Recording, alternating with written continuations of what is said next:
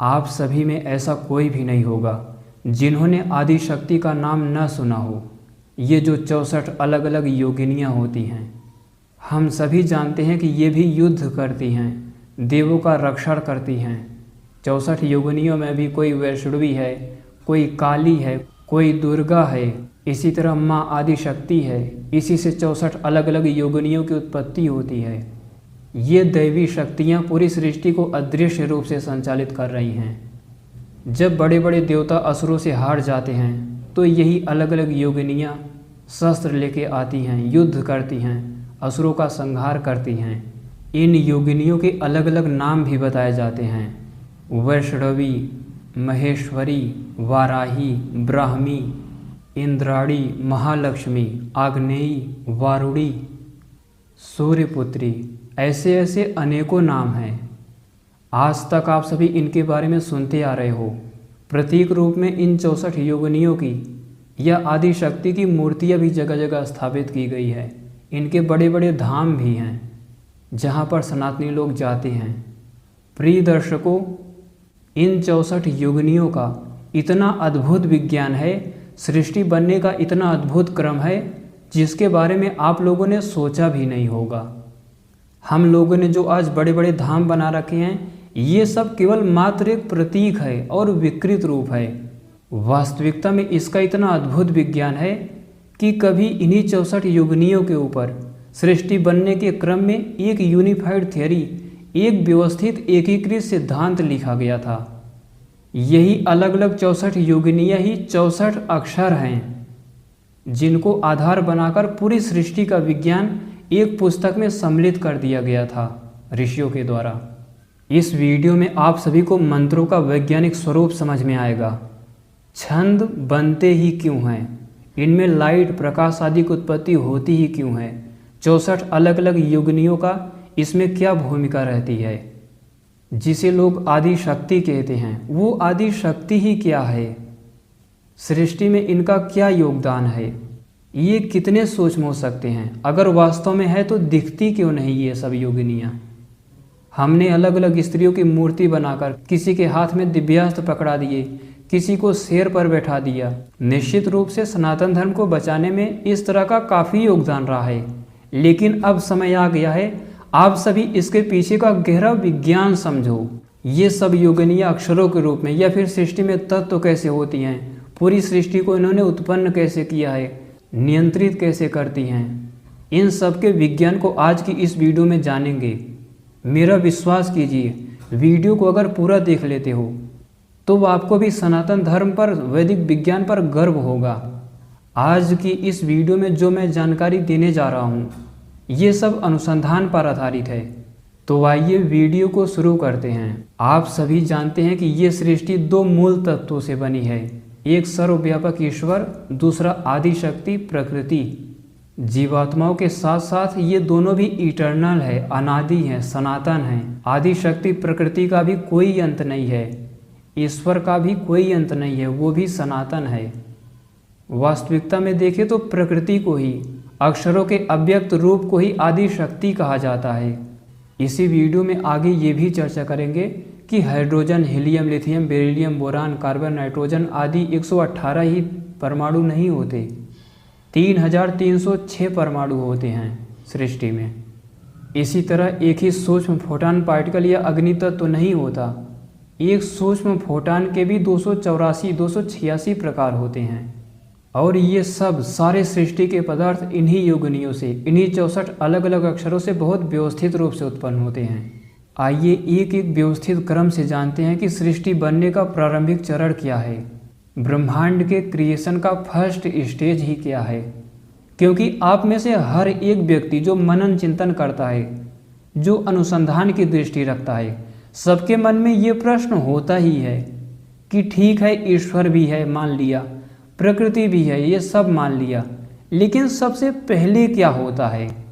उसका ये भी जवाब नहीं है कि सबसे पहले ओम उत्पन्न हो जाता है, सबसे पहले वाइब्रेशन उत्पन्न होता है। सबसे सूक्ष्मता में चल के देखें तो सबसे पहले होता ही क्या है। सृष्टि उत्पत्ति के सबसे पहले स्टेज में ईश्वर अपने सामर्थ्य से अवर्ण को उत्पन्न कर देता है। ध्यान रहे, सबसे पहले ओम नहीं उत्पन्न होता, सबसे पहले अवर्ण उत्पन्न होता है। इस पूरे ब्रह्मांड में आप मुझे ऐसी कोई भी ध्वनि नहीं बता सकते जिसमें अवर्ण ना हो, अ अक्षर ना हो। वास्तविकता ये है कि अवर्ण से ही सारे अक्षरों की उत्पत्ति होती है। स्वर और व्यंजन सब अवर्ण से उत्पन्न होता है। अ जो आप सभी ने ईश्वर की वैज्ञानिक संरचना को समझा, उसने कुछ नहीं किया। सबसे पहले आप वहाँ पर परावस्था में पहुंचकर महसूस कीजिए, सबसे पहले उसने अ बोला। उसके पास कोई मुख नहीं है, कोई कान नहीं है, कोई हाथ पैर नहीं है, लेकिन पूरी सृष्टि में अवर्ण गुंजायमान हो गया। उस समय सृष्टि में अवर्ण के अतिरिक्त कुछ भी नहीं था, कोई भी पदार्थ नहीं बना था, केवल अवर्ण था। पूरी सृष्टि जब अवर्ण से भर गई, जब यही उन्मेष को प्राप्त हो गया, पूरी तरह खुलने लगा और विस्तृत रूप लेने लगा, तब यही ई को उत्पन्न किया। ध्यान रहे, अ के बाद आ उत्पन्न नहीं होता। लगता है कि अ के बाद आ उत्पन्न हुआ होगा, नहीं। इस पूरे ब्रह्मांड में अ के बाद ई उत्पन्न हुआ, छोटा आ छोटा ई। उसके बाद पूरी सृष्टि में ई गुंजायमान हो गया। उसके बाद अ ने जैसे ई को उत्पन्न किया था, वैसे ही अ से अब फिर ऊ उत्पन्न होता है, छोटा ऊ। अब यही अ ई ऊ, ये तीनों वर्ण मिलकर सारे स्वरों को उत्पन्न करने लगते हैं, और सबसे पहले सृष्टि में स्वर ही उत्पन्न होते हैं। तो अ ई ऊ ये तीन वर्ण उत्पन्न हो चुके हैं। मैं 64 योगिनियों के विज्ञान को आपको बता रहा हूँ, 64 अक्षरों के विज्ञान को। इन्हीं को अलग अलग योगिनियाँ कह दिया जाता है। सृष्टि उत्पत्ति क्रम में अब जाके जब ये अ ई ऊ ये तीनों प्रचुर मात्रा में उत्पन्न हो गए, उन्मेष के द्वारा खुलते चले गए, प्रकट होते चले गए और पूरी सृष्टि में गुंजायमान हो गए पर्याप्त रूप से, तब जाके इन तीनों का दीर्घ रूप बनता है। सबसे पहले अ, उसके बाद ई, तब ऊ, अब जाके आ बनेगा। अ के बाद आ नहीं उत्पन्न हुआ। आप सभी ध्यान से सुनिए, अ के बाद आ नहीं उत्पन्न हुआ सृष्टि में। अ के बाद ई, फिर ऊ, अब जाके आ उत्पन्न होता है। ई का ई दीर्घ इकार उत्पन्न होता है, ऊ का दीर्घ उकार उत्पन्न होता है, अब जाके जब तीनों उत्पन्न हो गए। जब इन तीनों अक्षर अ ई ऊ के दीर्घ और प्लुत रूप उत्पन्न हो गए, अब जाके अ ई के साथ मिलने लगता है, अभी तक नहीं मिला था। तो अ ई के साथ और ई के साथ मिलकर ए और ऐ बनाने लगता है। ऊ और दीर्घ ऊ के साथ मिलकर ओ और औ बनाने लगता है। यही है संस्कृत भाषा के अक्षर और ईश्वरीय विज्ञान, जिनसे पूरी सृष्टि बनी हुई है। इसी तरह इसके बाद इस सृष्टि में क्रम से व्यवस्थित रूप से विसर्ग उत्पन्न होते हैं, ऊष्म उत्पन्न होते हैं, यम उत्पन्न होते हैं। जो सृष्टि में क्रम से उत्पत्ति की प्रक्रिया अब आगे बढ़ती है, सभी व्यंजनों की उत्पत्ति में स्वरों का सबसे बड़ा योगदान है, और सबसे बड़ा योगदान है उसमें स्वरों में भी अवर्ण का, क्योंकि अवर्ण से ही सारे स्वर उत्पन्न हुए हैं, तो सारे व्यंजन भी इसी से उत्पन्न होंगे। अब आप सभी ब्रह्मांड में व्यंजनों की उत्पत्ति के क्रम में ये मत समझिएगा कि सबसे पहले क उत्पन्न होगा, ख उत्पन्न होगा, नहीं, बिल्कुल नहीं। ये जो ऊष्म उत्पन्न हुआ, ऊष्म में जो बड़ा श है, शलजम वाला श, इससे फिर व्युत्क्रम उल्टे स्थिति में व्यंजनों की उत्पत्ति होती है। मैं यहाँ पर लिख कर अब आप सभी को बता रहा हूँ। जैसे य र ल व श है, तो उत्पत्ति का क्रम क्या है? क ख ग आदि सबसे अंत में उत्पन्न होते हैं। सबसे पहले ये जो क्रम आप लोग देख रहे हो, इसमें भी सबसे पहले श उत्पन्न हो चुका है। उसके बाद उल्टा चलिए, श के बाद व, फिर ल, फिर र, फिर य उत्पन्न होता है, और य के बाद जो प फ ब भ म है, य के बाद म उत्पन्न होता है, म से भ, भ से ब से फ, और फ से प।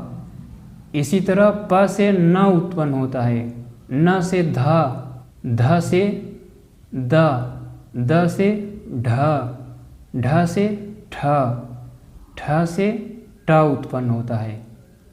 आप सभी ध्यान से सुनते रहिए। ये जो स्वर व्यंजन है, जितने भी 64 अक्षर होते हैं, 64 योगिनियाँ हैं, ये सब आपको याद भी हो जाएगा। लेकिन इस भ्रम में मत रहिएगा कि मैं आपको कक्षा 1 और 2 का सिखा रहा हूँ। मैं आपको ब्रह्मांड बनने की अभी पूरी प्रक्रिया वैज्ञानिक तरीके से बताऊंगा। तो फिर ट से ञ उत्पन्न होता है, ञ से झ, झ से ज, ज से छ, छ से च, च से ङ, ङ से घ, घ से ग, ग से ख, ख से फिर क उत्पन्न होता है। तो ये है सृष्टि में अक्षरों के उत्पत्ति का अद्भुत विज्ञान। इसे शब्द ब्रह्म भी बोल देते हैं। अभी तक तो था युगनियों यानी 64 अक्षरों के उत्पत्ति का विज्ञान। एक उपदमानीय भी होता है। ये जो मैंने कहा कि आद्य शक्ति प्रकृति से ये 64 प्रकार के अनंतों अक्षर जब प्रकट हो जाते हैं, अक्षर तो 64 ही होते हैं, लेकिन एक एक अक्षर 18-18 प्रकार का होता है और उन 18 के भी कई कई भेद हो जाते हैं। तो ये अनंत होते हैं। ये जो अलग अलग 64 अक्षर प्रकट हो गए, इनका प्रकट होना ही महत्त्व है। इन योगिनियों का 64 अक्षरों का जो उत्पन्न होना, वैसे उत्पन्न होना नहीं कहेंगे, क्योंकि अक्षर मतलब जिसका नाश नहीं होता। इस पर आप सभी अनुसंधान कीजिए, मनन चिंतन कीजिए, आपको बहुत गहरा ज्ञान हो जाएगा। तो यही इनका प्रकट रूप ही महत् तत्व है और यही अहंकार तत्व 64 अक्षरों के वाइब्रेशन का रूप जब अपने चरम अवस्था पर गति करने लगता है, यानी उससे तेज अक्षर वाइब्रेट नहीं करते, वही मनस तत्व है। इसको ब्रह्म तत्व भी कहते हैं, ब्रह्मा, क्योंकि ये व्यापक रूप से वाइब्रेट करता है बहुत तेज गति से। और यहीं से अब सृष्टि बननी प्रारंभ हो जाएगी। अभी तक ये अक्षर वाइब्रेट कर रहे हैं, मिले नहीं हैं एक दूसरे से। ये जो महालक्ष्मी हैं, ये सतोगुणी कही जाती हैं। हमने क्या किया, इन सभी अलग अलग योगिनियों के चित्र बना दिए। इंद्र, वरुण, स्कंद, महिषासुर, किसी देवी शक्ति को भैंसे पर बैठा दिया, घोड़े पर बिठा दिया, किसी को कुत्ते पर बिठा दिया, किसी को नंगा खड़ा कर दिया, किसी के हाथों में शस्त्र दे दिया, इंद्र को वज्र दे दिया, अग्नि को भी इंसान बना दिया, सूर्य को भी इंसान और घोड़ों के साथ लगा दिया। निश्चित रूप से सनातन धर्म को बचाने में ऐसे लोगों का बहुत योगदान रहा है, लेकिन दर्शकों अब समय आ गया है इसके पीछे का अद्भुत गहरा विज्ञान समझने का। सृष्टि उत्पत्ति के आगे क्रम में देखें तो इसी मनस तत्व से अब 7 से 10 महाभ्यर्थियाँ बनती हैं जो आगे पूरी सृष्टि को संचालित करेंगी। भू, भुवः, स्वः, महः, जनः, तपः, ह्रीं, घ्रीं, क्लीं और भी कुछ होती हैं। ये सारी महाभ्यर्थियाँ उत्पन्न होती हैं। फिर इन्हीं महाभ्यर्थियों से, इन्हीं अलग अलग 64 अक्षरों के वाइब्रेशन से प्राण व छंद बनने लगते हैं। प्राण, अपान, उदान, व्यान, समान, देवी, याजुषी, प्राजापत्य, सामनी, आसुरी, आर्ची, आर्षी, ब्राह्मी, गायत्री, उषड़ी, कनुष्टुप, बृहति, पंक्ति, त्रिष्टुप, जगती, अति जगती, ऐसे करके 26 प्रकार के छंद होते हैं। फिर इन्हीं प्राणों और छंदों के व्यवस्थित रूप से सभी अलग अलग इंद्र, वरुण आदि देव पदार्थ उत्पन्न होते हैं। इंद्र कहते हैं प्राणपान, उदान, व्यान, समान आदि जब मिलने लगते हैं। वरुण कहते हैं प्राणपान, व्यान को। इसी तरह इन्हीं प्राणों छंदों से अलग अलग देववादी सारे पदार्थ उत्पन्न होते हैं और इन्हीं देव पदार्थों से अंतरिक्ष बनने लगता है। अंतरिक्ष में भी चार्ज विद्युत होता है, यानी स्पेस से भी सूक्ष्म इंद्र तत्व है। इन्हीं देववादी पदार्थों के साथ साथ अंतरिक्ष वायु तत्व यानी सूक्ष्म और स्थूल महाभूतों के साथ साथ असुर पदार्थ भी उत्पन्न होते हैं। देव सृष्टि को आगे बनाते हैं, ग्रह तारे गैलेक्सियाँ आदि सब बनती चली जाती हैं। दूसरी तरफ असुर पदार्थ सृष्टि को बिगाड़ने के लिए उत्पन्न होते हैं। सृष्टि को धारण के लिए एक पदार्थ दूसरे से ना मिल पाए या यजन ना होने पाए, तहस नहस के लिए, इसके लिए असुरों की उत्पत्ति होती है और इन्हीं अलग अलग अक्षरों से ही होती है। कुछ योगिनियाँ ऐसी होती हैं असुरों को सपोर्ट करती हैं, आप सभी जानते हो, असुर प्रवृत्ति की तमोगुणी होती हैं। पीछे की वीडियोस में आप सभी विस्तार से ये भी जान चुके हो कि सृष्टि में देवों असुरों का बड़ा भयंकर युद्ध होता रहता है हमेशा।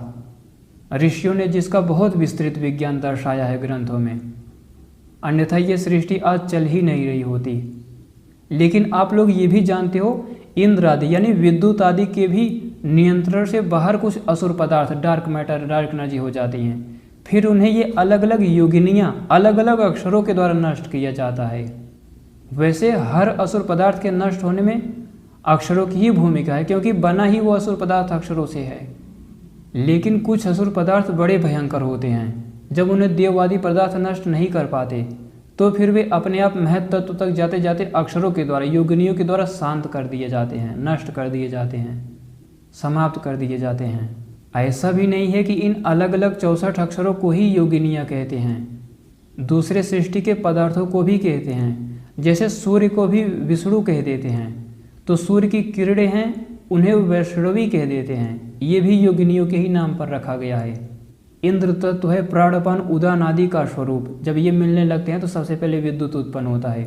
लेकिन इंद्र की जो रक्षिका शक्ति रूपी छंद होते हैं उन्हें इंद्राणी बोल देते हैं।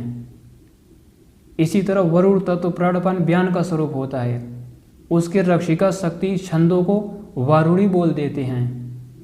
जैसे सूर्य को मैंने बताया विष्णु कहते हैं, वैसे किसी किरण को वैष्णवी कहते हैं, किसी किरण को महालक्ष्मी कहते हैं, किसी किरण को वाराही कहते हैं, किसी किरण को अजित कहते हैं। ये भी योगिनियों के नाम पर ही रखा गया है। आप सभी जानते होंगे सूक्ष्म फोटान आदि कणों को अग्नि तत्व कहते हैं। उस फोटान के सूक्ष्म अग्नि महाभूत के भी 284 प्रकार होते हैं, तो उन्हें भी आग्नेयी कह देते हैं। ऐसे ही सूक्ष्म प्राणों को यक्ष कहते हैं और प्राणों की रक्षिका शक्तियों को छंदों को यक्षिणी बोल देते हैं। ये भी एक योगिनी है। ऋग यजु और साम छंदों को, जिनसे सृष्टि के सारे पदार्थ उत्पन्न होते हैं, उन्हें समुद्र कहते हैं। तो इसी प्रकार इसके रक्षिका शक्ति को समुद्रा बोल देते हैं। वायु तत्व को भी अदिति बोल देते हैं, ये भी एक योगिनी है। इसी प्रकार असुर ऊर्जा को माया बोल देते हैं, उसकी रक्षिका शक्ति महामाया है, ये भी एक योगिनी है। अग्नि तत्व तो कई प्रकार का होता है, लेकिन सामान्य रूप से देखें तो 7 भागों में बांटा गया है, जिसमें काली, कराली, मनोजवा आदि है। तो ये जिसे काली कराली कहते हो, ये उसका वो रंग है, ये भी एक योगिनी कह दिया जाता है। ठीक ऐसे ही देखें तो ब्राह्मणी, बहुरूपा, तपनी, सूर्यपुत्री, अजिता आदि आदि, ये सारी प्रकार की योगिनियाँ सृष्टि के पदार्थ होते हैं। 64 अक्षरों को तो बोलते ही हैं, लेकिन सृष्टि के और भी पदार्थों को, और भी पदार्थ होते हैं जो सृष्टि को स्त्री रूप होकर संचालित करते हैं, उनको भी विशेष स्थितियों में योगिनियाँ बोल दिया जाता है। ये तो रहा 64 अक्षरों का अद्भुत विज्ञान, सृष्टि के बनने का प्रारंभिक चरण।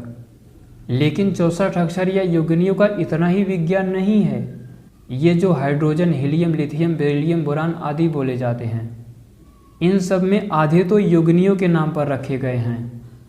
अनेक धातुएं, अनेक परमाणु हैं जिन्हें योगिनियों के नाम से बुलाया जाता था ऋषियों के समय में, तो इनके नाम में भी योगिनियाँ आती हैं। इन्हीं योगिनियों के 64 अक्षरों के विज्ञान पर कभी एक एकीकृत सिद्धांत लिखा गया था। आज भी कुछ ऐसे ऋषियों के ग्रंथ हैं जिसमें ये सब पाया जाता है, लेकिन संक्षेप रूप में। तो कभी एक अलग से एकीकृत सिद्धांत, यूनिफाइड थ्योरी लिखा गया था, जो पूरी सृष्टि की व्याख्या करता था।